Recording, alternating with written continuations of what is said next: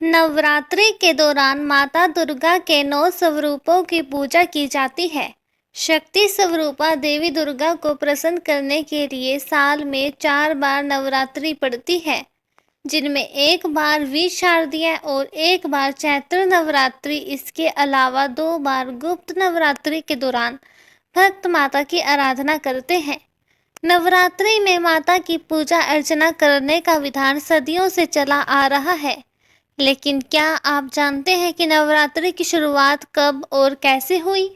सबसे पहले नवरात्रि में 9 दिन तक व्रत किसने रखा? अगर नहीं, तो आज हम आपको बताएंगे कि नवरात्रि मनाने की शुरुआत कैसे हुई थी और सबसे पहले किसने नवरात्रि का व्रत रखा था।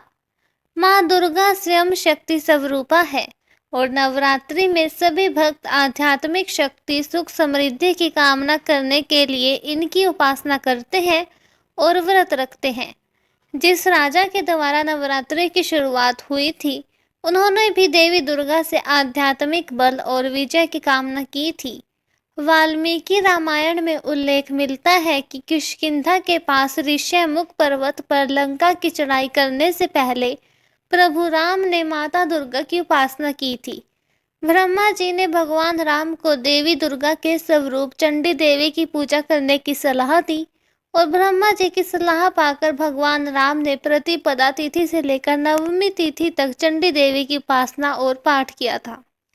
भगवान ब्रह्मा ने चंडी पूजा पाठ के साथ ही राम जी को बताया कि आपकी पूजा तभी सफल होगी जब आप चंडी पूजा और हवन के बाद 108 नील कमल भी अर्पित करेंगे।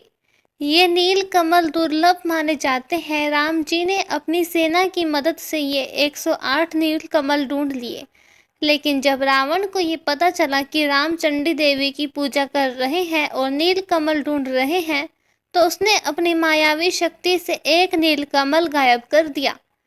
चंडी पूजा के अंत में जब भगवान राम ने वे नील कमल चढ़ाए तो उनमें एक कमल कम निकला। यह देखकर वे बहुत चिंतित हुए और अंत में उन्होंने कमल की जगह अपनी एक आंख माता चंडी पर अर्पित करने का फैसला किया। अपनी आंख अर्पित करने के लिए जैसे ही उन्होंने तीर उठाया, तभी माता चंडी प्रकट हुई और माता चंडी उनकी भक्ति से प्रसन्न हुई और उन्हें विजय का आशीर्वाद दिया। फिर प्रतिपदा से लेकर नवमी तक माता चंडी को प्रसन्न करने के लिए प्रभु श्री राम ने अन्न जल कुछ भी ग्रहण नहीं किया। 9 दिनों तक माता दुर्गा के स्वरूप चंडी देवी की उपासना करने के बाद भगवान राम को रावण पर विजय प्राप्त हुई थी।